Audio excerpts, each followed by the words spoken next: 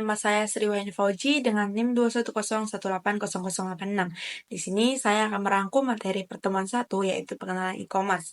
Electronic commerce atau e-commerce merupakan kegiatan bisnis atau perdagangan atau jasa yang berhubungan erat dengan konsumen, manufaktur, internet service provider, dan pedagang perantara dengan menggunakan media elektronik.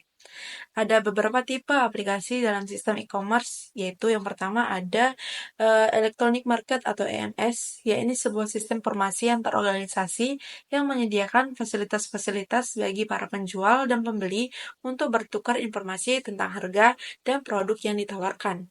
Dan yang kedua ada Electronic Data Interchange atau EDI, yakni sarana untuk mengefisiensikan pertukaran data transaksi-transaksi reguler yang berulang dalam jumlah besar antar organisasi-organisasi komersial. Yang ketiga ada internet commerce, yakni penggunaan internet yang berbasis teknologi informasi dan komunikasi untuk pedagang.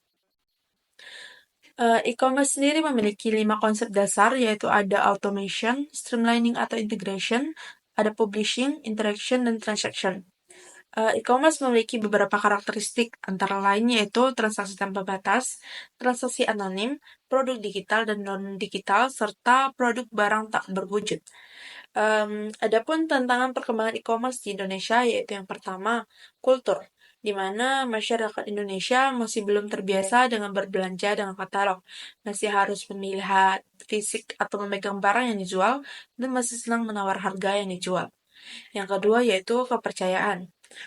Kepercayaan antar penjual dan pembeli masih tipis. Kepercayaan terhadap pembayaran elektronik masih kurang. Terdapat beberapa ruang lingkup e-commerce, yaitu ada business to business atau B2B, contohnya Alibaba dan Amazon Business. Kemudian ada business to consumer, yaitu B2C, contohnya Amazon, eBay, dan Alibaba. Dan juga ada customer to customer atau C2C, contohnya eBay dan Facebook Marketplace. Dan yang terakhir ada consumer to business, yaitu C2B, contohnya GoFindMe dan Indiegogo. Halo, saya Lola Lydia Saptianingrum dengan ujung NIM 081. Di sini saya akan merangkum materi pertemuan 2, yaitu manfaat, tantangan e-commerce, dan klasifikasi model bisnis e-commerce. Ada beberapa manfaat e-commerce bagi perusahaan, antara lain dapat menjangkau pembeli potensial dalam jumlah besar untuk hitungan global. Selanjutnya, biaya iklan lebih murah daripada media iklan TV, koran, atau radio dengan tampilan bisa update terbaru dengan biaya minimal. Kemudian, dapat memanfaatkan media sosial untuk komunikasi dengan pemasok, pabrik, penyalur, dan pelanggan secara online. Dan yang terakhir, tingkat pemasaran dapat dikembangkan sesuai dengan keinginan pembeli. Selain itu, ada pula resiko yang dapat dialami e-commerce. Hal ini pun terbagi menjadi 2 aspek, yaitu internal dan eksternal. Dalam aspek internal, dapat memicu kecelakaan atau kegagalan sistem, serta akuntabilitas yang tidak efektif. Dalam aspek eksternal, dapat memicu resiko penyusup seperti hacker dan cybercrime. Selanjutnya, model bisnis. Apa itu model bisnis? Menurut Michael Rata, model bisnis adalah metode melakukan usaha yang dapat menghasilkan revenue bagi perusahaan untuk menjamin kelangsungan hidupnya. Ada beberapa model bisnis dalam e-commerce yang dibagi menjadi 8 bagian. Yang pertama, brokerage. Model bisnis ini membawa pembeli dan penjual pada satu tempat yang sama dan menjadi fasilitator transaksi. Contoh model bisnis ini adalah www.amazon.com. Yang kedua, advertising. Merupakan pengembangan dari model penyiaran broadcasting tradisional. Dalam hal ini, yang menjadi penyiar adalah situs web yang menyediakan isi dan layanan yang dikombinasikan dengan iklan yang terletak di banner. Contoh model bisnis ini adalah www.iklanbaris.com. Yang ketiga, intermediary. Model bisnis ini adalah data mengenai pembeli dan kebiasaan membeli mereka sangat penting. Data tersebut kemudian digunakan sebagai bahan analisis. Contoh dari model bisnis ini yaitu eBay dan Expedia.com. Model bisnis yang keempat yaitu merchant. Model bisnis ini merupakan bentuk elektronis dari penjualan barang secara grosir maupun eceran atau retail. Contoh dari model bisnis ini yaitu tanahabang.com. Yang kelima yaitu manufaktur. Perusahaan brick and mortar yang sudah mempunyai basis industri sendiri. Contoh model bisnis manufaktur ini adalah www.mizan.com. Model bisnis yang keenam yaitu affiliate. Model bisnis ini memungkinkan afiliasi antar situs web e-commerce untuk melakukan promosi atau penjualan di internet. Contoh bisnisnya yaitu www.tokobagus.com. Selanjutnya, model bisnis community. Model bisnis ini berbasiskan pada kepuasan pengunjung situs. Pada beberapa kasus pengunjung merupakan penyumbang isi dan pendapatan dari situs web tersebut. Contohnya www.kaskus.news. Dan model bisnis yang terakhir yaitu subscription, yaitu pengunjung membayarkan sejumlah uang pada saat akan mengakses situs tersebut. Isi dari situs tersebut merupakan informasi yang bernilai tinggi. Contoh dari model bisnis ini yaitu www.acm.org.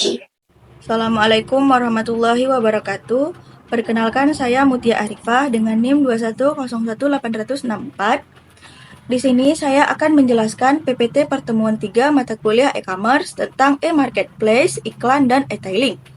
E-marketplace merupakan pasar di mana para penjual dan para pembeli menukar jasa dan barang-barang untuk uang atau jasa dan barang-barang lainnya yang dilakukan secara elektronik. Contohnya seperti Tokopedia.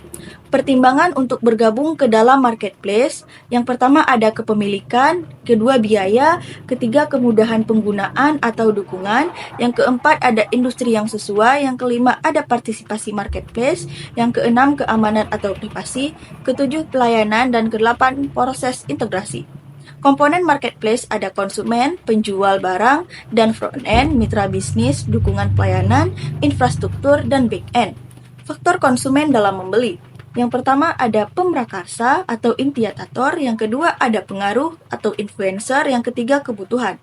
Segmentasi geografis merupakan pembagian pasar menjadi unit geografis yang berbeda, misalnya wilayah, negara bagian, provinsi, kota, dan kepulauan. Contohnya Coca-Cola. Coca-Cola memasarkan produk minumannya dengan merek tertentu di setiap daerah dengan nama yang berbeda. Contohnya di Jepang dengan nama Skombisha, Georgia, dan Leticia.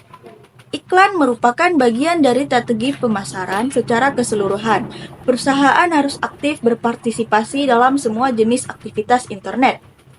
Pelayanan pelanggan. Yang pertama, iklan harus berhubungan dengan proses ordering. Kedua, strategi menarik perhatian pengunjung ke suatu situs web.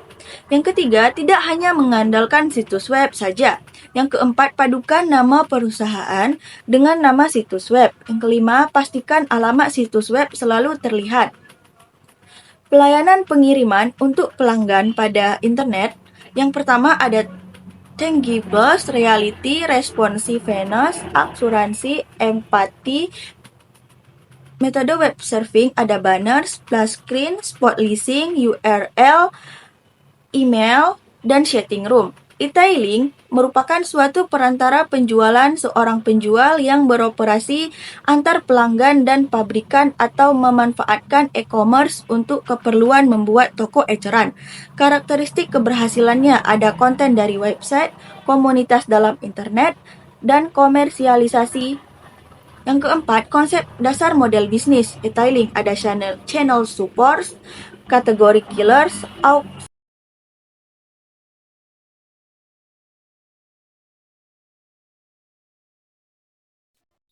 Assalamualaikum warahmatullahi wabarakatuh. Perkenalkan, nama saya Evaliani dengan NIM 2101856.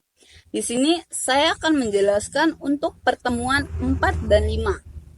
Yang pertama itu m-commerce. M-commerce merupakan proses transaksi yang dilakukan dengan menggunakan perangkat mobile. Proses transaksi yang dilakukan secara elektronik, baik melalui internet, smart card, maupun perangkat mobile melalui jaringan seluler.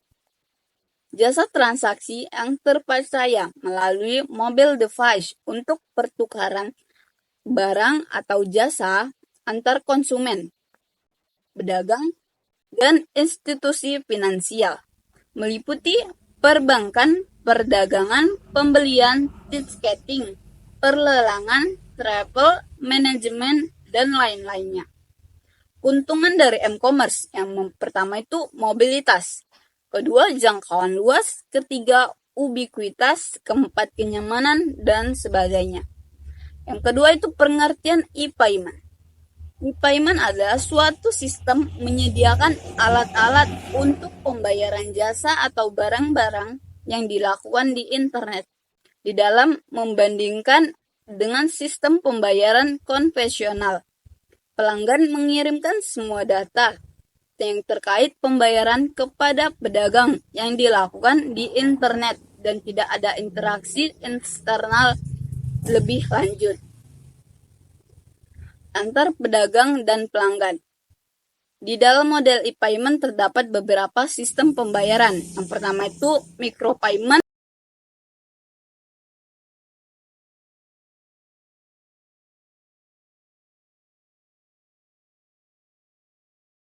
Assalamualaikum warahmatullahi wabarakatuh.